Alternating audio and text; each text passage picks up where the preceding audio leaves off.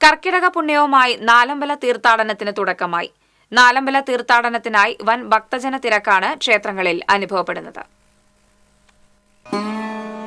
തൃപ്രയാർ ശ്രീരാമസ്വാമി ക്ഷേത്രം, ഇരിങ്ങാലക്കുട ശ്രീ കൂടൽമാണിക്യ ക്ഷേത്രം, മൂഴിക്കുളം ശ്രീ ലക്ഷ്മണ പെരുമാൾ ക്ഷേത്രം, പായമ്മൽ ശ്രീ ശത്രുഘ്നസ്വാമി ക്ഷേത്രം എന്നിവയാണ് നാലമ്പലങ്ങൾ.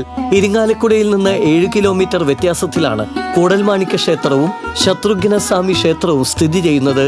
നാലമ്പല ദർശനത്തിനായി എത്തുന്ന ഭക്തജനങ്ങൾക്ക് പ്രത്യേക ക്യൂ സംവിധാനം, പാർക്കിംഗ് തുടങ്ങി വിപുലമായ സൗകര്യങ്ങളാണ് ഒരുക്കിയിരിക്കുന്നത്.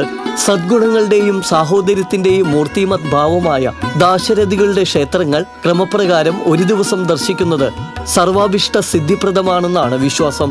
ഇരിങ്ങാലക്കുട കൂടൽമാണിക്യത്തിലെ പ്രതിഷ്ഠാമൂർത്തി മഹാവിഷ്ണുവിന്റെ അംശാവതാരവും വനവാസം കഴിഞ്ഞ് ശ്രീരാമൻ വരുന്നതും കാത്തു കഴിയുന്ന ശ്രീരാമ സോദരനായ ഭരതനാണ്.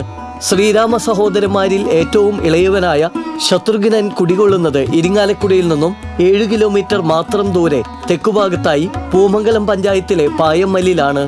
മഹാവിഷ്ണുവിന് അലങ്കാരവും അതേസമയം ആയുധവുമായ തൃക്കൈയിലെ സുദർശന ചക്രത്തിന്റെ പ്രതീകമാണ് ശത്രുഘ്നൻ എന്നാണ് വിശ്വാസം. ലവണാസുരവധത്തിന് ഉദ്യുക്തനായി അല്പം ക്രോധത്തോടുകൂടിയ ശത്രുഘ്നനാണ് ഇവിടുത്തെ പ്രതിഷ്ഠ. മറ്റ് 3 ദാശരഥി ക്ഷേത്രങ്ങളും വൃത്താകൃതിയിലാണെങ്കിൽ ശത്രുഘ്ന ക്ഷേത്രം ചതുരാകൃതിയിലാണ്.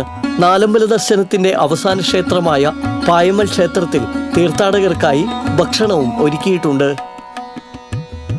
TC വിനോസ്, ഇരിങ്ങാലക്കുട.